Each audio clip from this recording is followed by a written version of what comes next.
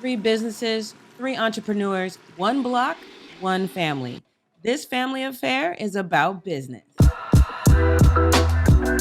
I'm excited to be here because this is a very unique situation. We talked briefly, if you've watched the High Low before, we talked about the Black Restaurant Week that is coming up. But this is a mother-daughter duo that is very unique. So we're just going to learn where it started and how it's going. That's what our plan is for today. So Nora, really quickly, just tell me, when do you decided that you wanted to get into the restaurant business? You know, it's kind of funny. I probably thought about this briefly about maybe 10 months ago.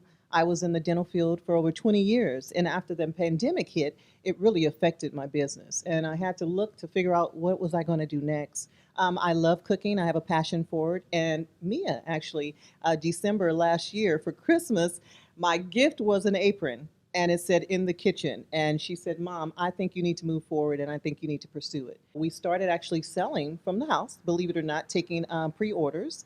It went so well that we decided, hey, we have to get this out into the community. They're loving our food.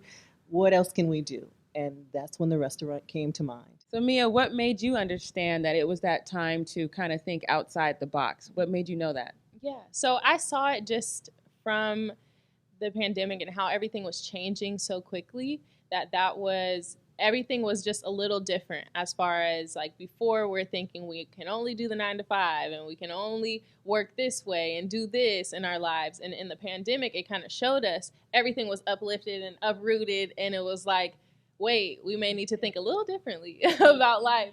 So when she started experiencing different things with the dental field and realizing that you can have all these outside effects on what you're doing that seemed stable before, it's like, why not go and just do your own thing and try that out? Because if this can be shaken up, it's like your own thing you have a little more control of and you're passionate about it. You actually love to do it. I think that's one of the things that a lot of people are, there are people that are moving into a different direction because the pandemic forced them to, and then there's unfortunately the people that are getting depressed and staying kind of stuck in that rut.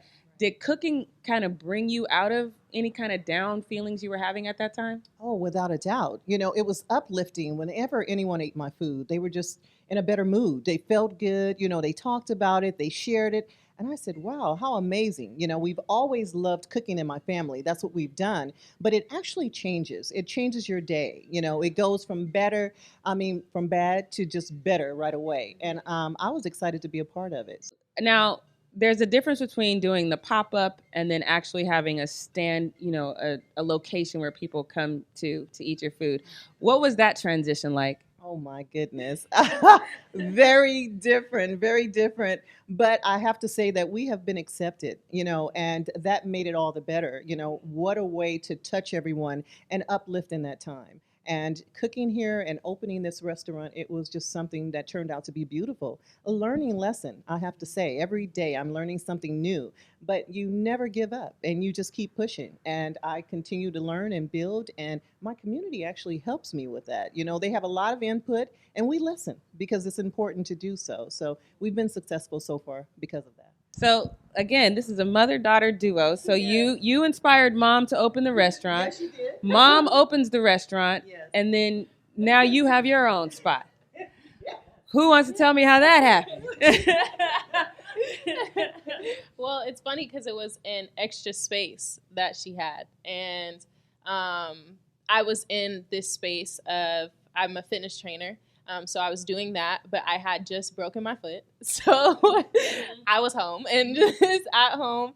And it was like, here's a space. And if you can imagine what it could be and what you can do with it, here you go. Like, go with it. And like, you know, of course I would have to do it and it's mine, but it's like, if I'm giving you this opportunity, you know, I've always been in the wellness realm, and that's been on the fitness side, on the nutrition side, more so for myself.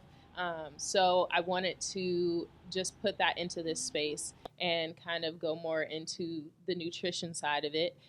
So during the pandemic, while I was sitting down, I got like certifications and my nutritionist certification with my fitness trainer. So it definitely made me be still, and I was able to create this space that I could put all my ideas into in the wellness space. I've had the concept of Feel Awakened forever. It was just always all of my wellness ideas. At first, it was a blog, and then it was with my fitness training. But I now have in that space, I have different smoothies and acai bowls. So really, like both filling but nurturing and nourishing ingredients and things for you to put in your body, because a lot of times we think about what we're putting on our body, and we don't even think about what we're putting in our body. We think about working out, but we don't think about the nourishment that it takes after that, and all the energy you're expending. So in there right now, I have smoothies, acai bowls, and I also have different superfoods and herbs to help you with different benefits, to help with energy, to help boost different things. And I think a lot of those natural ways of healing we got away from. So I just wanted to bring that back and reintroduce it into the community. I'm excited. I'm excited for you guys. And congratulations. This is the first time I've met a mother-daughter duo like this. So I'm very excited for both of you. Your 1 year anniversary is when? February. I'm marking my calendar, and in August. So mark your calendars, because I will be back here to do the 1 year anniversary. As we were wrapping up, Nora let me know this is a complete family affair. Just one block down and still on 9th Street, her daughter and son-in-law own the Salt Lounge, so I had to check it out. Oh, this has actually been a dream of ours for a long time. We started doing services for clients in our apartment years ago. So I started off as a wellness coach, and I focused on health and wellness from the outside. My wife started off as a Reiki practitioner, and she focused on health and wellness from the inside. So we decided to combine forces, I guess you could say, and we wanted to do a holistic approach to just help you get right mentally, physically, and energetically. And so that's what birthed the Salt Lounge. But this work goes back at least 10, 12 years for us. It's always been a dream of ours to open an actual brick and mortar, and our focus has just always been to help serve the community. And what is a Reiki practitioner? So Reiki is a Japanese energy healing technique. It's been used for hundreds of years, and what it does is basically Reiki sends life force energy from the practitioner to the client. So what does that mean, you might be asking? Think of a time when you had a headache. You took your hands, placed it over your head, then your headache went away. Or a time where you had a stomach ache, you took your hands, placed it over your stomach, and then your stomach ache went away. Well, when you work with a Reiki practitioner, we're actually able to identify what these aches, pains, or blockages may be really trying to indicate. And then we help remove these blockages and help promote mental clarity. Nora Tatum might be the mother and the head of the family, but her daughter and son-in-law are the seniors in family business. We've been open for 3 years now. We won Small Business of the Year 2020. So yeah, the Salt Lounge has been open for a few years now, and it's just been great. We've survived the pandemic, the riots, you name it. We've been here for the community, and so every year has been different, but the journey is just the most rewarding part for us. But how does salt promote healing? Wanted to make healing available for everyone. And so salt therapy is something that's been around for thousands of years.